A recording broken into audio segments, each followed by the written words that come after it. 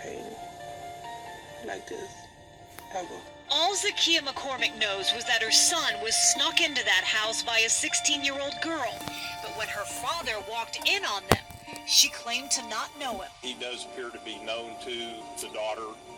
He is not a stranger. When the father asked the daughter, who is this guy? It's on her, I think, because she's the one that said, I don't know. So she basically threw her boyfriend under the bus. Investigators tell us the girl's dad called 911, got into an argument with McCormick, and then shot him because the dad saw him reach for something and was afraid. To me, the key to this whole case is what happens between the 911 call and the shooting, because there seems to be some sort of altercation. The father was hospitalized after a panic attack. He's said to have health issues. That little boy, he wasn't even thinking of, and then the dad's going to believe their daughter, their baby girl. It's just a lose-lose situation. He ain't your little baby girl no more. I miss him so much, and I wish it didn't happen. I would like my baby baby, but I know that's not possible. Johran McCormick wore bow ties, colorful ones. His friend called him Birdman for his signature bird calls at the hallway at school. Last week, this good-spirited 17-year-old apparently snuck into his girlfriend's bedroom, and at 2:30 in the morning, the girl's father found him there. The daughter denied knowing him. Some kind of an altercation followed, and now Johran McCormick is dead. His funeral was Sunday. Everyone's very, devastated because, something so crazy so fast can happen. Knowing that I'm not going to see him again, it's just weird to me, and I don't really know how to react to it. But for those here who lost such a young friend, they want to remember how he lived. Funny, cool, outgoing. He was always making people laugh, and he was just a good kid. Zakiya McCormick is Johran's mother. She joins me now live from Houston. Zakiya, thank you so much for joining me today. I want to begin here. And the first thing that strikes, I think, everyone when we see the photos, the bow tie and that smile. Those two things will tell us a lot about Johran. Could you describe him for us and describe why he wears the bow ties and where that smile comes from? The smile was infectious. It started even when he was born. He was just that type of guy. He didn't do anyone anything. He loved to play. He loved, to skateboard and so on. He was a joy all the time. And the bow ties, it's not, 17-year-olds aren't necessarily drawn to bow ties, and your son was. Did he ever talk about, he had to have talked about why he did it? Because he wanted to be different. He didn't want to be, with the pants sagging and the white T-shirts. He wanted to be different. I know this is difficult for you, Zakiya, but I want to talk a little bit about that night and what you know about what happened. And let's begin with his relationship with this girl. My understanding is you didn't even know this girl, and when I was 17, my mom didn't know any of the girls that I was dating either. Did you know anything about her or his relationship with her? I have never even heard of her name. If a news station wouldn't have come to do a story, they were the one who told me her name. I didn't know her. And what was happening that night? Did you know where he was at that point? And I understand you guys were sort of traveling, and he was in Texas, and you were in New Orleans? No, we were home. You were home that night, okay. We was home from Mardi Gras, and he wanted to stay because his spring break would have been the next week. And so he was still supposed to be in New Orleans. I had no idea that he was in Texas. So what happened that night? Do we know what time he went out? Do we know anything surrounding all that? I really don't. Like I said, I thought he was still in New Orleans, and that's where I left him. So when the detective came to my house and asked me, did I have a son, a 17-year-old son, I was like, yeah, I do. He said, well, he was in an altercation and he was killed. And I was like, he was killed? He said, yeah, a couple of blocks from here. And I was like, that wasn't my child. My child is in New Orleans, so I had no idea that he had been to Texas for 2 days. I didn't even know. Now, they said the word altercation. I mean, when you heard that word, what did you... I mean, I'm looking at the smile, the bow ties. He doesn't strike me as the kind of kid that gets into altercations. Right. And he would have never gotten into an altercation with an adult. He wouldn't. That's just the type of kid he is. And I just feel like if the adult in the situation could have did one thing, you know, if they just dialed 911, or if you just told him something, you let him like jump out of the window or something like that, but not to kill him. You came in with a gun to kill him, and that's exactly what you did. What do you think should happen to the man who shot your son? I think he should be charged. Not only him, but his daughter as well. Because if she wouldn't have lied and said that she didn't know my child, he could still be here. This is a personal hell. I have to live with this every day of my life. I was supposed to be his protector. And that one time that he needed me to be his protector, I wasn't there. So I want them to feel everything plus 10 times more than I feel. I don't even know if that's possible. Zakiya, has anyone from that family reached out to you? No. Did they? No, not at all. Did they send flowers to the funeral? Did they do anything? No, not anything. Do you have a message for them in case they're watching today? A message from you? My message to that father was, to give a life, you should get one. And I really, in my soul of souls, I can't find a way to forgive you. So I hope you can find a way to forgive yourself. Because if it was up to me, you'd be in jail every day of your life. The jail that I'm in right now. Well, Zakiya, I really appreciate you coming on. We're going to continue to cover this story because it's an important one. And again, our condolences to you and your family. And I know your loss is immeasurable. Thank you, Zakiya. Thank you. Thank you. All right, let me bring in my dream team because, all right, now what happens? What happens next? This grand jury is going to make a decision. And, you look on paper on this one, Joey Jackson, right? You're a father. There's someone in your daughter's bedroom. It's the middle of the night, right? It's my house, my castle, however you want to put it. The daughter apparently, allegedly, and this, I don't know who this is according to, lies to her father about it. So should the father be responsible or not here, Joey? What do you think?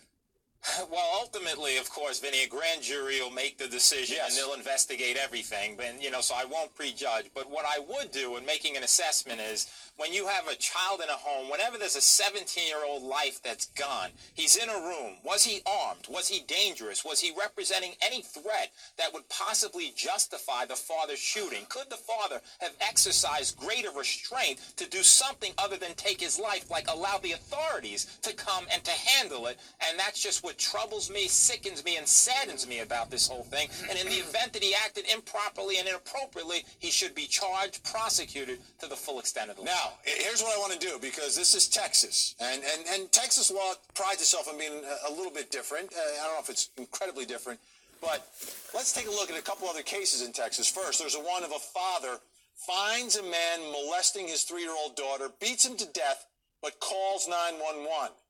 This agonizing call was played for reporters. Let's listen to it.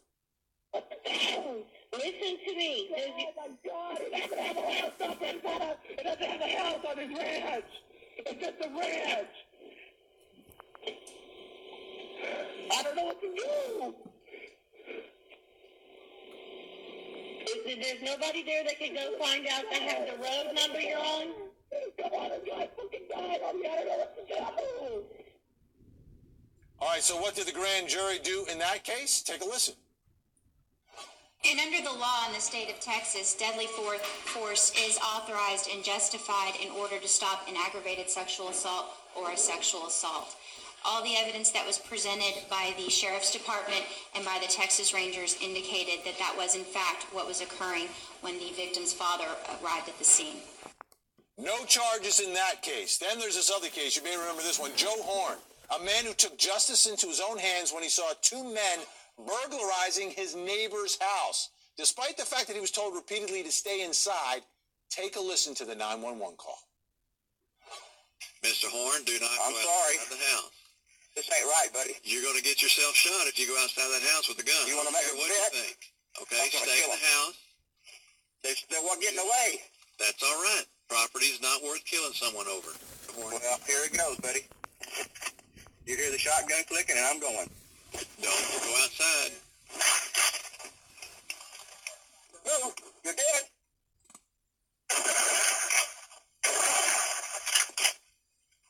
Wow. Shot and killed him. Guess what? No indictment for him either. Let's bring back the dream team. Darren Kavanoki chomping at the bit. So, based on some history here from Texas, how about this case? Father finds someone in his daughter's bedroom. She denies knowing who this young boy is. Well, I think the key to focus on is what was Dad's state of mind at the time that he pulled the trigger. And obviously, with 20/20 hindsight, we can look at it entirely different. But in that moment, he finds somebody he believes to be an intruder in his daughter's bedroom. His daughter says she doesn't know the person. Can't imagine a worse nightmare for the father based on the misinformation that he has, if that is in fact what he was told. And then the key is going to be what happened in that brief slice of time between when Dad knew this was an intruder, believed it to be an intruder. Was he reaching in his pocket? What was going on? That's the key. Yeah, how about a little common sense, though, too, Mike, right? It's a teenage boy in a teenage girl's room. Huh? Put two and two together, maybe? Maybe, but maybe not. You know, especially the information or disinformation that the daughter gave. And he said that he put his hands down. Was he threatened?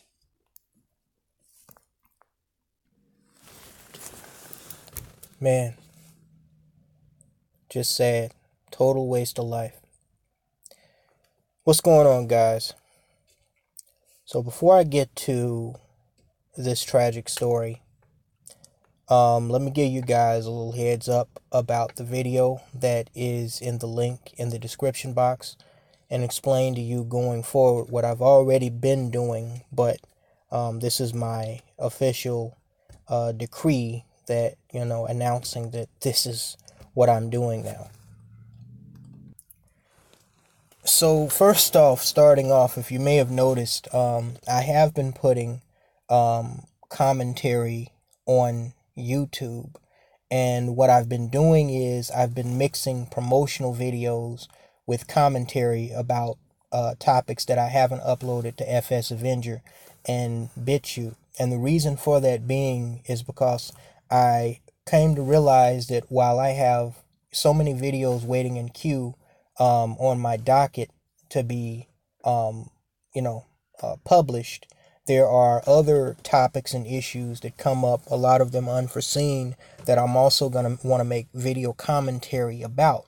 So trying to make a promotional video that is just a promotional video for each and every video that I have sitting in queue on FS Avenger and BitChute, and at the same time making a completely separate video commentary about something else and uploading that to FS Avenger and BitChute and making a promotional video about that is just stretching it a little bit too much for me, given my time restraints and the other things that I have going on in my life.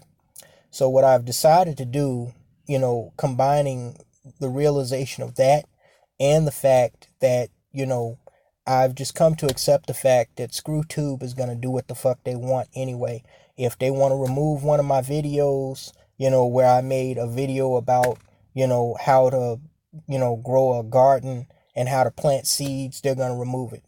Some of the stuff that I've heard of people getting removed on YouTube is just fucking ridiculous. There's this guy I follow because I've had problems with anxiety disorder.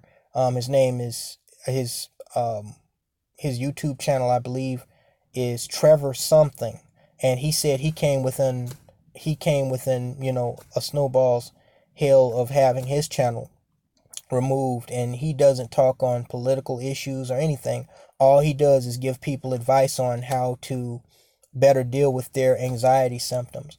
And simply because he mentioned something about, taking certain types of drugs that would help, including marijuana, they removed 2 of his videos and he had to shut his channel down. So, at the end of the day, I don't expect that I'm going to have this YouTube channel forever. And so, and I can't protect against it every time they want to do a purge. So fuck it. I'm going to use it the way I need to use it. And when it's gone, I'll just be on FS Avenger and BitChute. I'll try to be as careful as I can. But, at this point, what the fuck, what is the point of inconveniencing myself by, not sharing some of my material on here? Now, majority of my material, my hardcore content, is obviously going to remain on FS Avenger and BitChute, and if and when I get attacked, of course the channel will shut down again. But I gotta do what I gotta do. So anyway, that's why this is part promotional video, part commentary. This is a video that I produced quite a couple of months ago, about 3-4 months ago. It was involving this crazy biatch that shot up a KFC because she didn't get napkins with her order in the drive-thru. Again, this thug thought she opened fire through a drive-thru window of a KFC because she didn't get napkins with her order.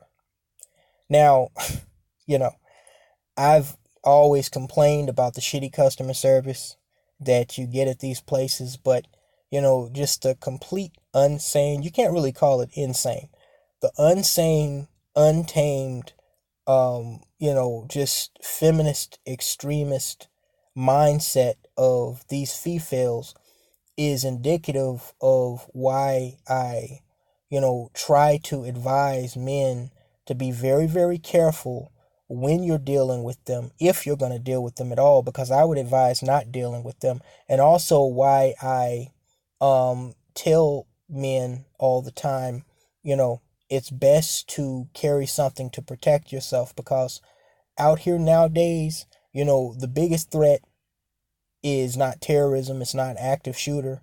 It's usually somebody that shares your skin color, and they may not always be another black male.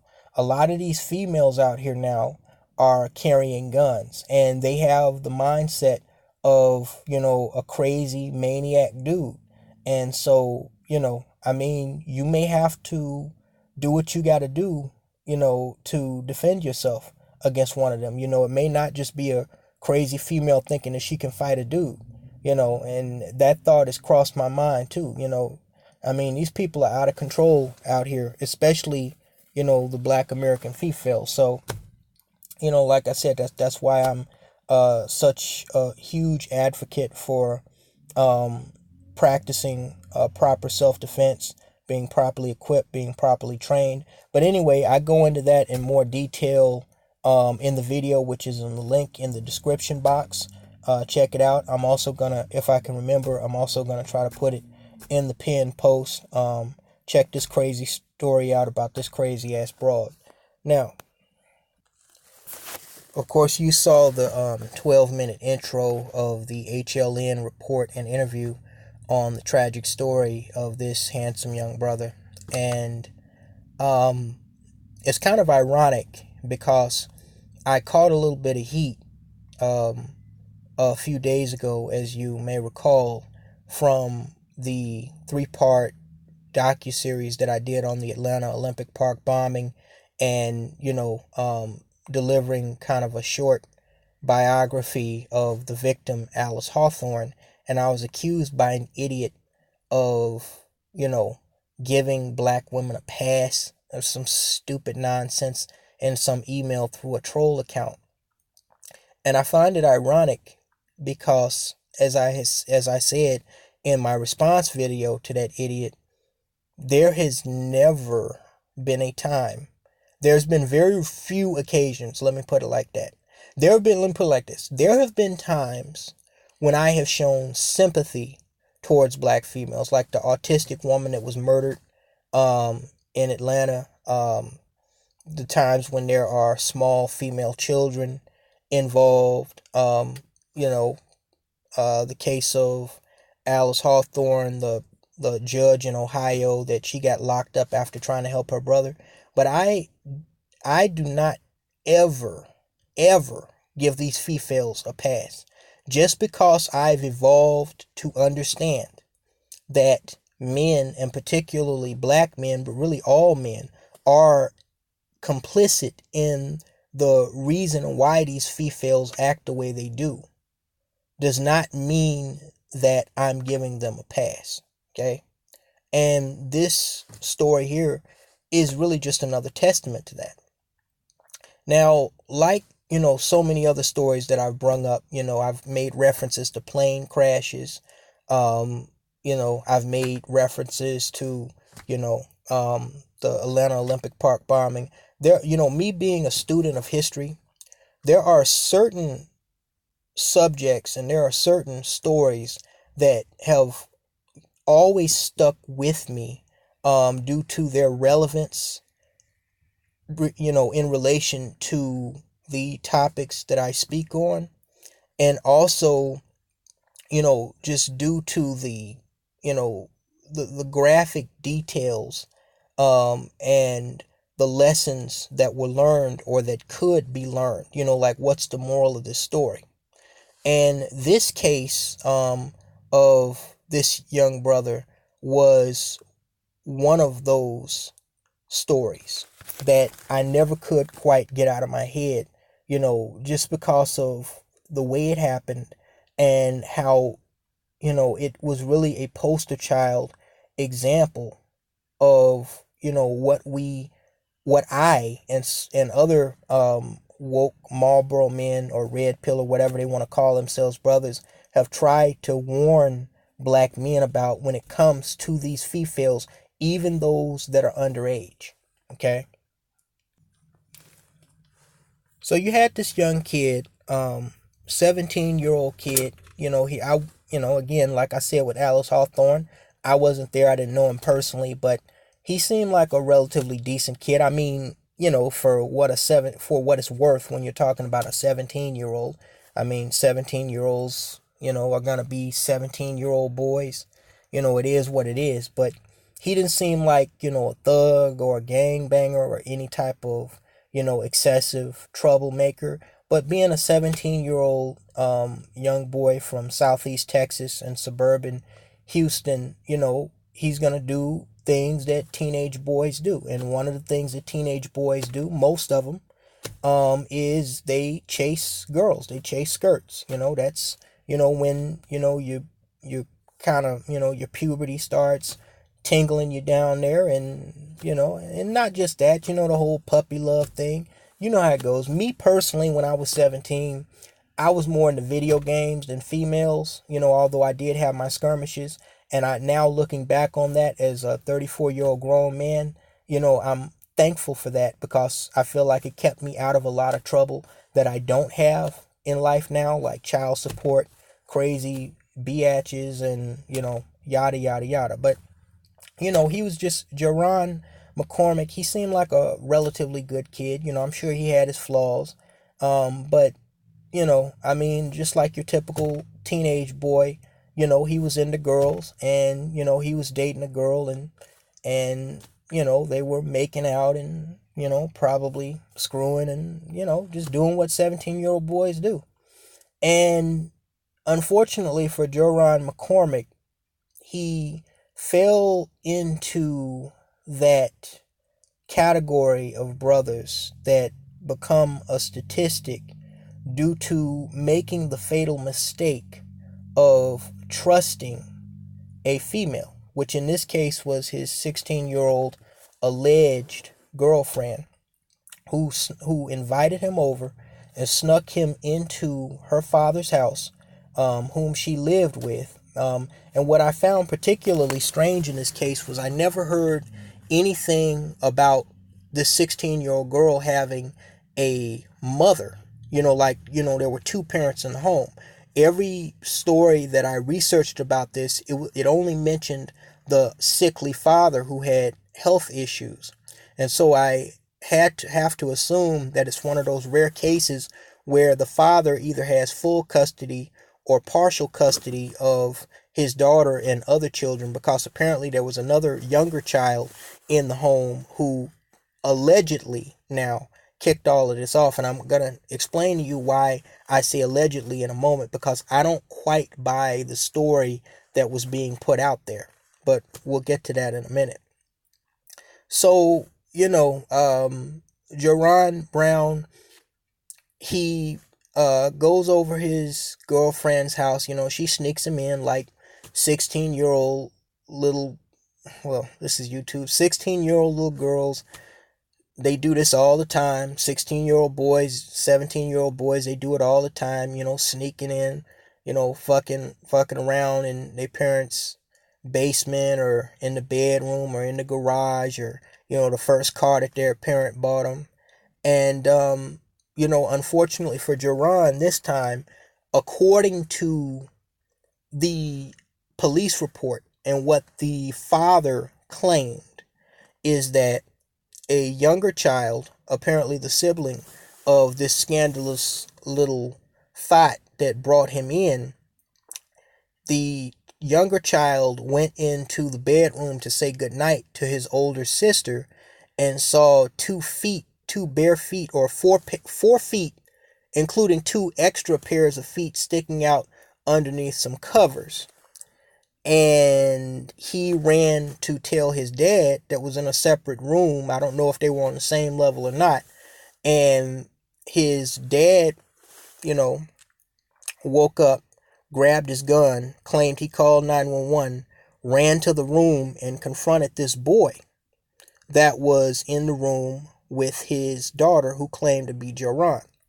Now, here's the point in the story where people like myself, Aquazi, Mr. Carroll, have talked about how, the reason why you should never, ever, especially if you don't know the female very well, you should never, as a black man, or as a man, period, go into a situation where you're going to the home of one of these thoughts and, you're by yourself and you don't have any way to, protect yourself. You don't have all the information.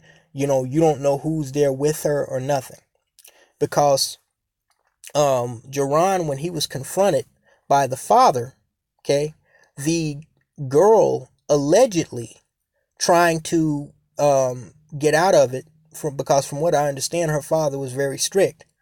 She told her father in the, melee of, this sudden confronting and discovery of this boy in her room, she told her father flat out, and this is just according to what the father is claiming, that, she didn't know Johran at all. She completely threw this boy that was supposed to be her boyfriend under the bus. She said, I don't know him. I don't know him. And I can picture a black female, especially at that age, but really throughout, doing that, because one thing we have learned is that females, especially black females, have proven themselves to be compulsive liars, especially when they're trying to play the victim or when their feet are being held to the fire. So when she excused herself from, responsibility for sneaking this boy into the house, according to the father now, a heated argument broke out between the boyfriend, Johran McCormick, and the father. Okay? And the father claims that he saw Johran, after, a minute or so of arguing, go to bend down like he was, reaching for something. And the father panicked and shot the boy, and shortly thereafter had a panic attack and almost a heart attack himself. Now, that's the official report. Okay? But I'm going to tell you what I think happened. First of all, put yourself in this father's shoes. Okay? You have health problems. You have an older daughter. You set rules for the house. You're strict. You feel like you're the man of the house. You know, you have a gun. You're in the state of Texas. You know, you're in your home. You're laying down or watching TV or something. You hear strange noises coming from, you know, just outside your door. You know these noises are unusual, but there's also a small, barely noticeable pattern to them. Either you're hearing your daughter or some female make, you know, moaning noises or some type of other noise, or you're hearing something that sounds like a bed moving, you know, like the creaking of a bed. So you know, in the back of your mind, you're thinking, I'm put just like I did with Alice Hawthorne. Okay, I'm putting myself in the shoes of this father right now. Okay, now am I going to think, knowing that I have a teen daughter, and knowing that I've probably caught her doing stupid stuff, and knowing that she's probably a little fast ass heifer anyway, am I thinking to myself right off the bat, somebody's breaking into my house when I'm hearing these strange noises? Or am I thinking that this little thought then snuck a boy in who's now, you know, screwing her, you know, right in my house? I'm probably thinking to myself, without immediately knowing, something is going on in the bedroom of my daughter that probably involves her and some dude. So, you know, I go to investigate, and the whole time I'm thinking to myself, what the fuck is going on in my house? You know, this better not be going on in my house. If it's going on in my house, there's going to be issues in my house. Okay? And I go in, I barge into the room, you know, and I catch them either straight fucking, or I catch them after the fact, or I catch them making out, or, you know, I catch them, you know, even just in the bed, you know, hanging out, looking on their phones or cuddling or whatever. And at this point, as a highly strict father, you know, or what I feel is strict, who set rules for my house, who've already told my daughter, don't you bring none of them boys in my house, you know, you're too young for a boyfriend, whatever. You know, you're not going to have sex, you know, not in my house, whatever. Okay? Whatever I've told her, I see now that she is in defiance of that. She's broken my laws. She has a boy in my house, boning her in my house. Now I'm in a rage and I have my gun here. But, you know, I'm also a very sickly man. So, you know, I see this little punk kid, but at the same time, I know I'm too out of shape to fight him or physically throw him out of my house. So I come in there, barge in there, I'm in a rage because my suspicions have been confirmed. So now I start confronting her and this boy. Now, I thought of a couple of scenarios that may have led to this boy getting shot. And I'm going to tell y'all right now, none of those scenarios ended with the way the father claimed that it ended. Okay? I'm thinking that there's a possibility that the father came in there very aggressive and, you know, started going verbally at his daughter, probably threatening to, you know, physically discipline her, possibly yelling at the boy. But, you know, I get a feeling that this father was probably focusing initially and very intensely at his daughter. Now, I also get a feeling that Johran McCormick, and this is not blaming the victim per se, but I get a feeling that, I mean, you saw the interview where, you know, he only had a single mother that was speaking out about his death. And there was no indication that there was a father like there was for the 16-year-old girl. I get a feeling that because Johran was likely raised by a single mother who he wasn't with at the time, again, they were in separate states. She was in Louisiana. he was living in Texas, and I got a feeling that that was by design by the mother, who probably had him living with a family relative because she threw him out of the house, which is what she didn't want to tell those people in that HLN interview. I get a feeling that Johran, he may have called himself trying to be and see, this is really the tragedy in all of this. Okay. And again, y'all know I do this all the time. People say, oh, you reaching, just like they did in the Alice Hawthorne case. Okay. That I talked about.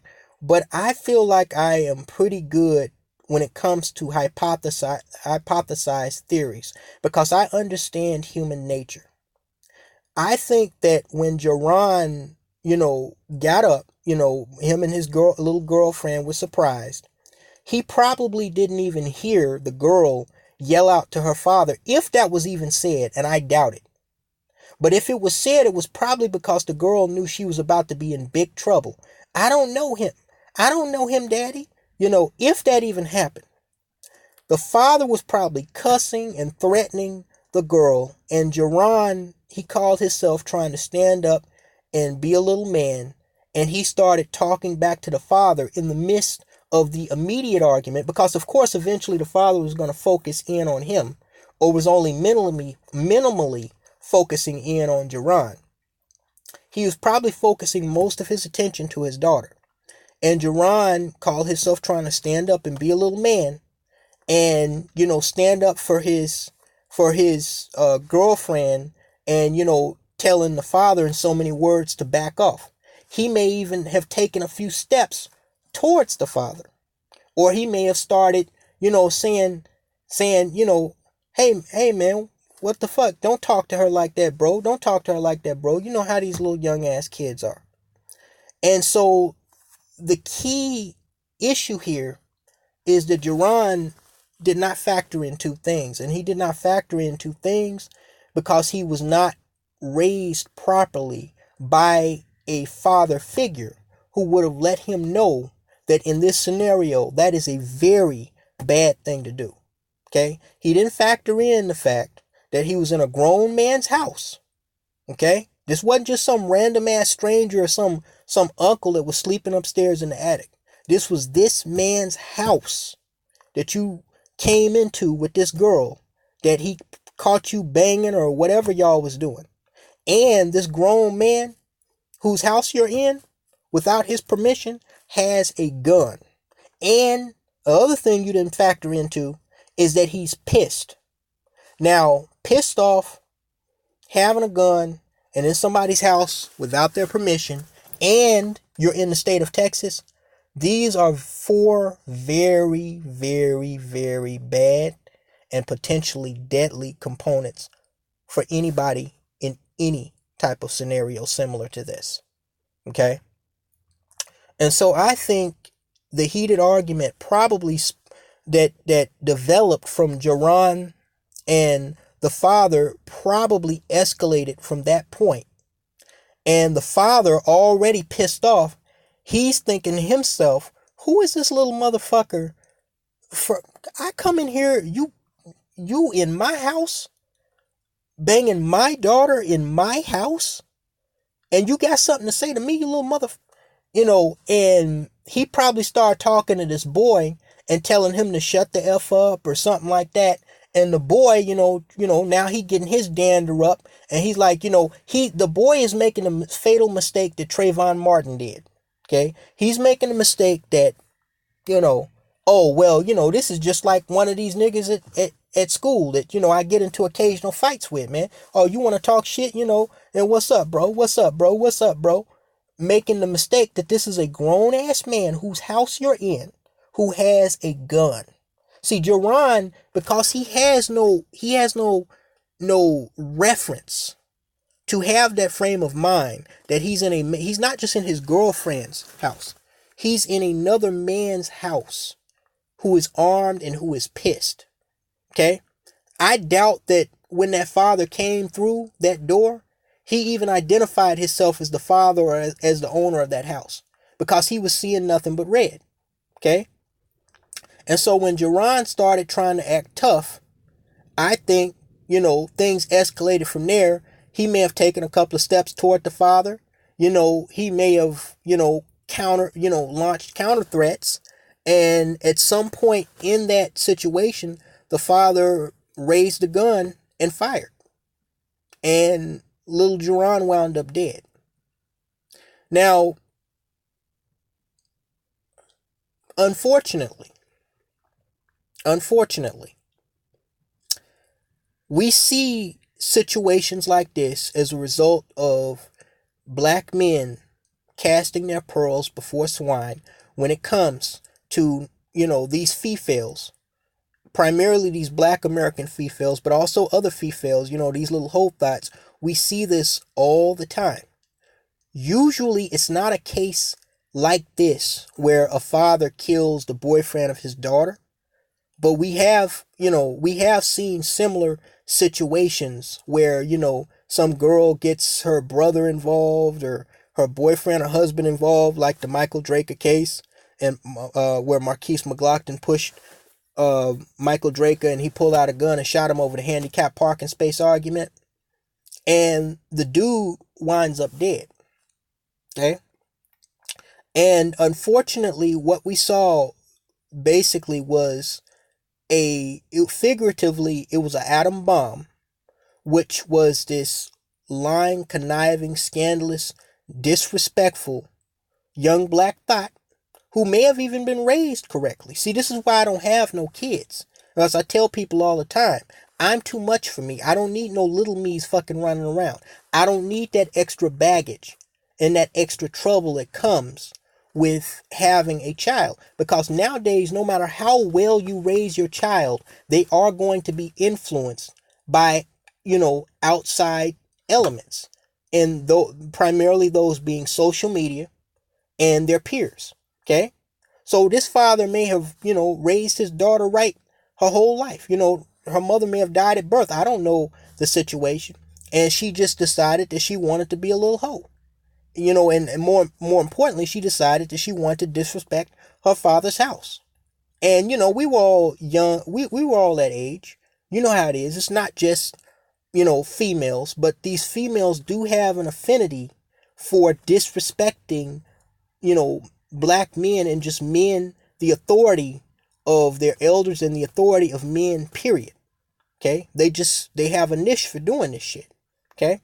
And what we basically saw, figuratively speaking, was an atom bomb that blew up and took out one black male in the prime of his life, one young kid, and probably took several years off the life of another man, which happened to be her father.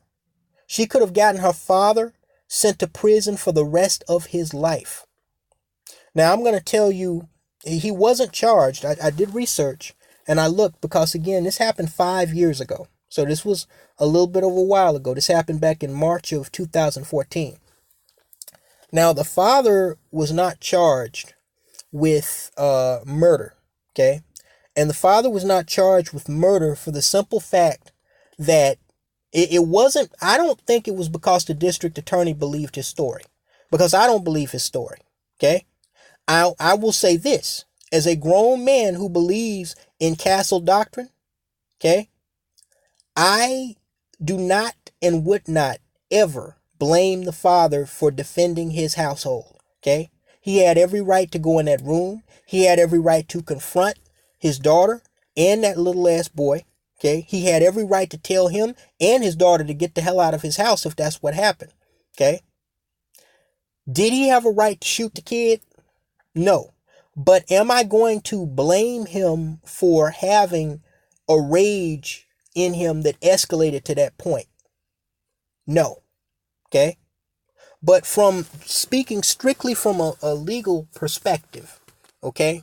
Speaking strictly from a legal perspective, I'm going to tell y'all right now, I do not think that the district attorney's office bought his story. See, what people don't realize is a lot of things factor into whether or not a district attorney is going to bring charges or not.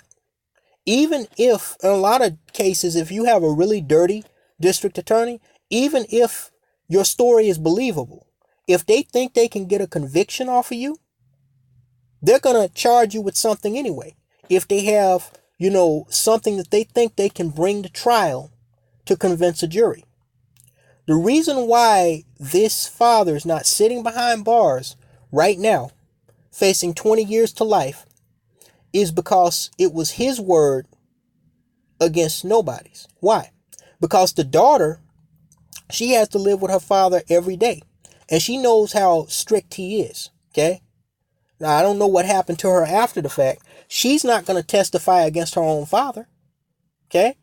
So basically, after this boy was shot and killed, no matter what happened, whether the father walked in there with the gun and saw the boy and shot him dead as soon as he saw him humping his daughter, whether the boy saw the father and tried to run past him and got shot, whether the boy was reaching for something and got shot, nobody will really know.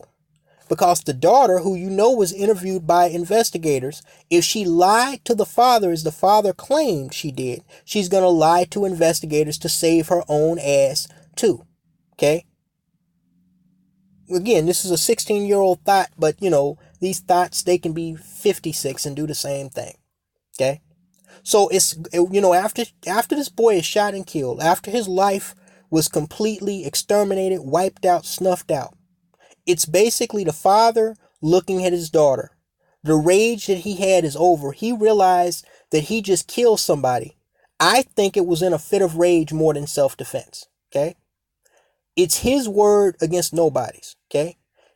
It would not surprise me if he looked at his daughter and said, now look, you brought me into this. You caused this.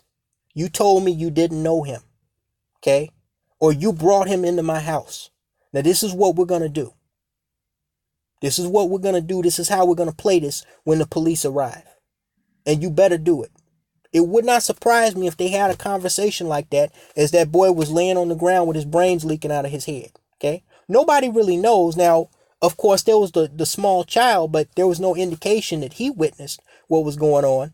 Because, you know, children generally, like security cameras, they don't lie.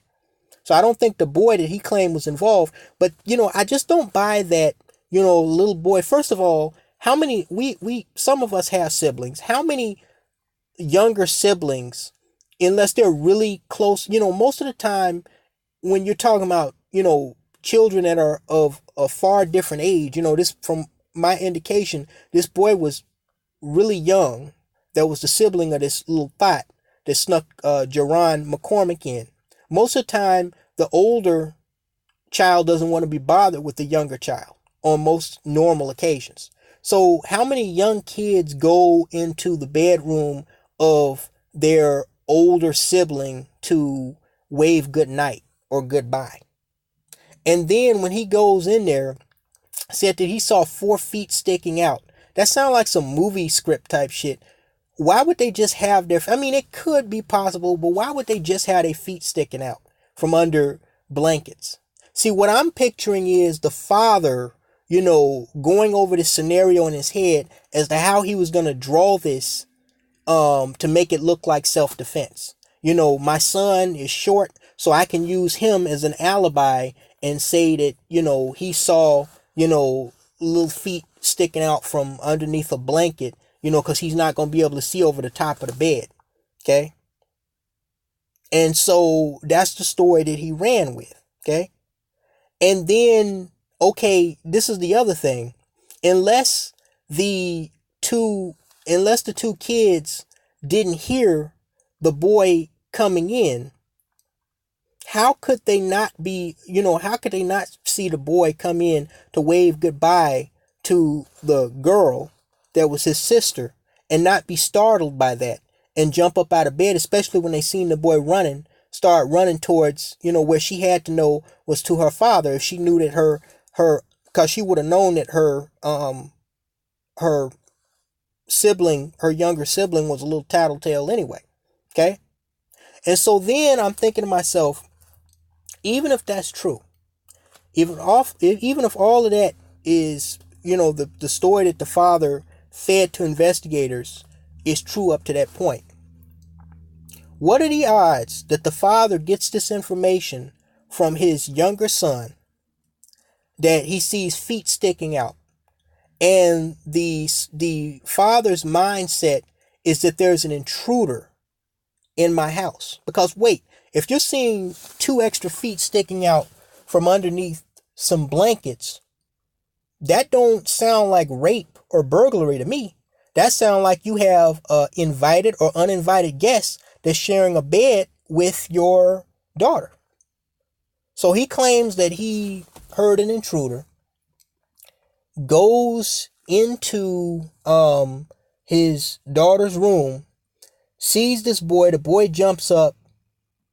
The father is stunned. They start arguing, and he sees the boy reach down to get something, and he draws his weapon and kills the boy in self-defense, says he was in fear for his life. I'm sorry, I just don't buy that. I will never ever blame this black father for doing what he did given the circumstances, but I'm just saying, if I'm the district attorney, I'm not going to buy this. But also, if I'm the district attorney, I'm not going to charge him. Why? Because I know as a district attorney that the father's probably already coached his daughter. If his daughter is so afraid of him that she was willing to lie on her boyfriend and throw him completely under the bus just to save her own sorry ass, then there's a very high likelihood that she's going to do the same thing at trial.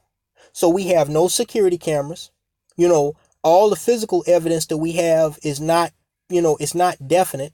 It's circumstantial. Other than knowing, which direction the boy was shot from, that really doesn't tell us anything. And we have no witnesses. Okay? Because the girl, she's not going to testify against her father because she fears him. So I really don't have a case. He said it this way. The boy is dead. He can't defend himself. And the girl, she's already proven herself to be a little punk. So I don't have a case. That's why the father's not sitting in prison.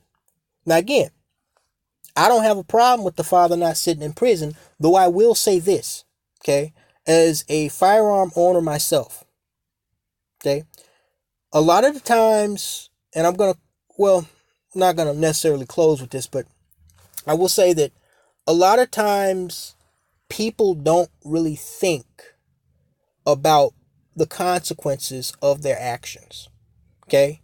This young boy, Johran McCormick, he didn't think about the consequences of, sneaking into his girlfriend's house. He, like I said, he had no frame of reference because he wasn't properly parented. The father didn't think about the consequences of flying into a rage just because, he, suspected that his daughter snuck some boy into his house at, ungodly hours of the night. Okay? And I tell people all the time, and I'm speaking as someone who has actually had to draw my weapon one time in self-defense and exercised tremendous restraint from pulling the trigger. Okay? And my lawyer told me that was one of the, the fact that nobody got hurt, even though it was self-defense. That factored hugely into the DA not bringing charges against me, which could, even though I know I was justified, given the way the guy was acting, that factored in hugely in my favor. That no members of the public, including the idiot who was fucking with me, were harmed. Okay? If you cannot handle your emotions, the last thing you should be is a gun owner. Okay? And what I mean by that is there is hardly a day that goes by. And I've told y'all before, I carry 2 firearms on me at all times when I'm out and about, fully loaded and locked, along with 2 knives and a very nasty can of bear mace. I cannot recall too many times in my life where I have not been completely disrespected, where more than 2 weeks have gone past and somebody has not disrespected me or tested me and made me very angry and made me feel disrespected. Okay? If every time I got angry I flew into a rage and had incriminating thoughts, I would have been on the 10 o'clock news a long time ago. Okay? If you know you're one of those people who, you just fly off a handle, it's probably best not to have any weapon at all. because all you're going to do is get yourself in trouble and somebody else dead. Why? It's not because you're a bad person necessarily, okay? But it's because there are stupid people in the world that make stupid choices, and in some cases, those stupid people may even be in your family.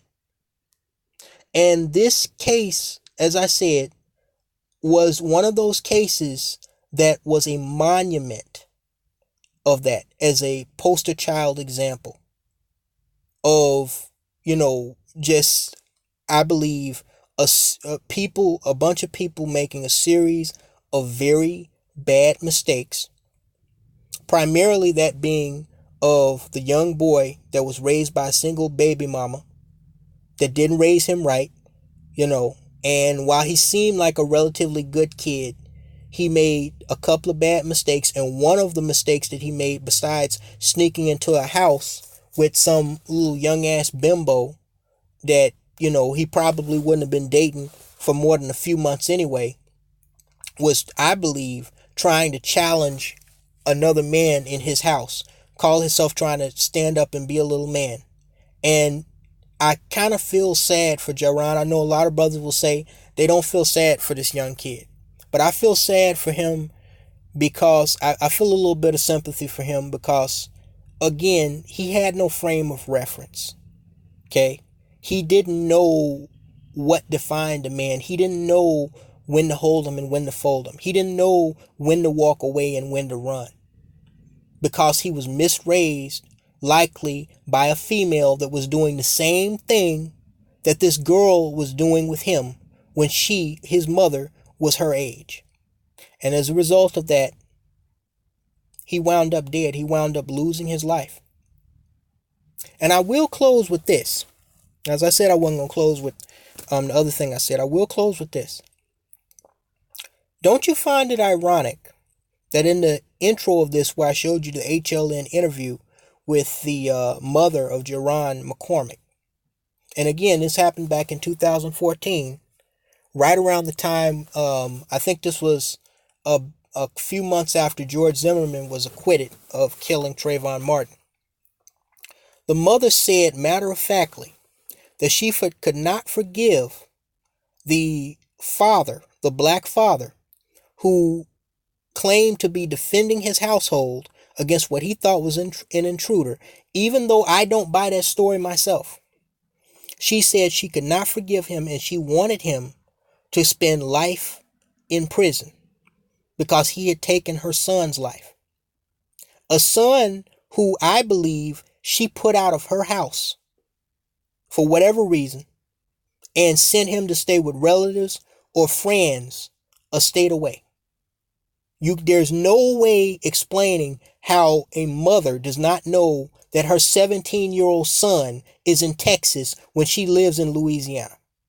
Even if he went with some friends to Texas to get into trouble, there's no way that you don't know that your son is missing for that damn long and is that far away. I don't want to hear anything anybody got to say about that.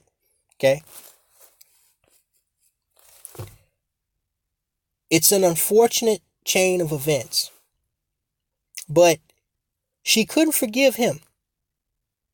Yet ironically, I have showed you guys multiple examples of where, when the killer is white, they get instant forgiveness from these Negroes. And it's ironic that this happened in Texas. Why? Because of what we saw Amber Geiger in the Amber Geiger trial, where she not only got forgiven by the family, the men of Botham Jean's family, she got a hug and a Bible from a black judge. And it kind of makes me wonder if the father was white. Well, first of all, if the father had been white and the daughter had been white, we know, first of all, on the liberal side, everybody would have been screaming racism, and everybody would know Johran McCormick's name to this day, just like Trayvon Martin's name. As a matter of fact, you Negroes would know his name backwards. You know how to spell it backwards. Why? Because a white father killed a black boy in his white daughter's room. But on the other flip end of that, had the father been white, would the black mother of Johran McCormick have been so quick to say that she had no forgiveness for him? I doubt it. Let the tragic case of this handsome young brother be a painful lesson to you other black men about what we've been warning you when it comes to these females for years. Stay away. And if you don't, you better stay alert. Protect yourself. Talk to you later, guys.